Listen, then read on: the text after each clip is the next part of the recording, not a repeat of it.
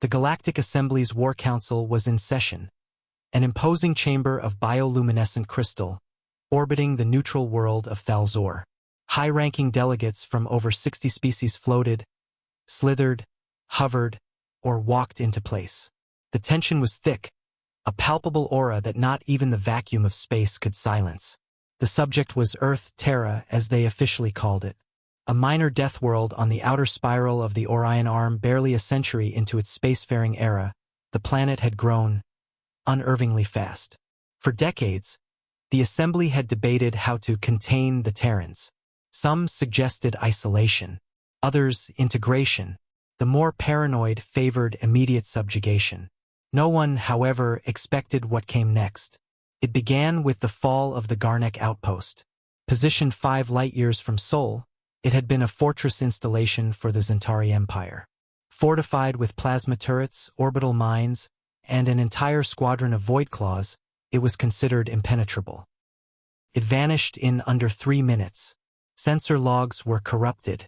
No escape pods, no distress signal, just silence, and a single grainy image from a failing orbital buoy. It showed a silhouette, angular, obsidian black, radiating no detectable energy signature, and bearing the ancient flag of Earth. A Terran battleship. The Assembly dismissed it at first, a fabrication perhaps, or a test of cloaking by another faction. Then the reports multiplied. The Vuric listening post in the Vanese Belt? Gone. The pirate haven of Drex's Station? Vaporized. The ancient Durali Vault world, protected by 6 automated dreadnoughts? Reduced to slag. In each case, one common factor appeared. A single Terran ship. The Vokari diplomat Hymind Seltan slammed his sensory tendrils onto the console. This is no longer theoretical. We are facing a ghost. A human ghost. No, whispered Admiral Korthax of the Krell. His voice was deep and hoarse, like rust scraping metal. Not a ghost. A weapon. He activated the holotable, and the image shimmered into view. The Terran battleship. But this time, in full clarity, scanned near the Korgan Nebula, where it had obliterated a fleet of 36 Corsair vessels without firing a single visible shot. The ship was vast, 2 kilometers long, layered in obsidian armor that reflected no known spectra. It bore no engine trails, no heat emissions, and no signs of conventional propulsion. Yet it moved, and worse, it learned. Each engagement saw the ship adapting. Weapons once effective became inert. Hacking attempts failed. Even psionic interference had no effect. It was like the vessel wasn't just built, it was alive. Meanwhile, aboard the TSS Deliverance, Captain Rhea Morgan stood calmly at the helm. She was Terran Navy, 3rd-generation Deathworlder, and she had been trained for this mission. The ship's AI, designated Genesis, pulsed quietly across the command deck. 17 alien fleets neutralized. Hostility patterns consistent. Proceeding with containment. Rhea nodded. Stay within non-lethal perimeters unless provoked. Confirmed, replied the AI. However, recommend caution. Assembly fleets are converging. Rhea smirked. Good. Let them. Back in Thalzor, panic gripped the chamber. A fleet of over 200 ships had been mobilized. An unprecedented multi-species armada, equipped with everything from graviton warheads to antimatter lances. They had only one goal: intercept the Terran vessel before it reached core space.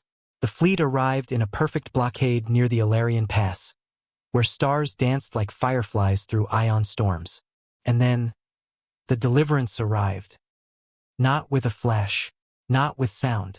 Simply was, suddenly, impossibly, there, hovering like a reaper's blade above a battlefield. The command channels erupted with chatter. Orders barked in 60 languages. Lock-ons activated. Shields flared. And still, the Terran ship did not move. Admiral Vethros of the Ilari broke protocol and hailed the ship directly. This is a final warning. You are trespassing into protected assembly space. Identify yourself and power down your vessel. There was silence. Then, a voice. Clear. Calm. Human. This is Captain Rhea Morgan of the TSS Deliverance. You fired the first shot a decade ago, sanctions, sabotage, subversion. Earth watched. Earth endured. Now Earth responds. Vethros growled. You are outnumbered and outgunned. No, Rhea replied. You are outclassed. The deliverance moved. Not fast, instant. In one breath, it bypassed shields, slipped through dimensions like folding paper, and disabled every flagship's core simultaneously with a precision no AI could replicate. There were no deaths, only silence. Weapons melted, drives shut down, entire fleets floated like toys in a bathtub. And then, the ship left, gone. Just like that, the aftermath left the galaxy reeling. The assembly could no longer deny Earth's position. Not as an upstart species, not as a problem to manage, but as a power. One that moved alone. One that answered to no council, bowed to no empire. The Terrans hadn't come to conquer. They came to warn. A single ship. A single message. We were quiet by choice. Never mistake that for weakness.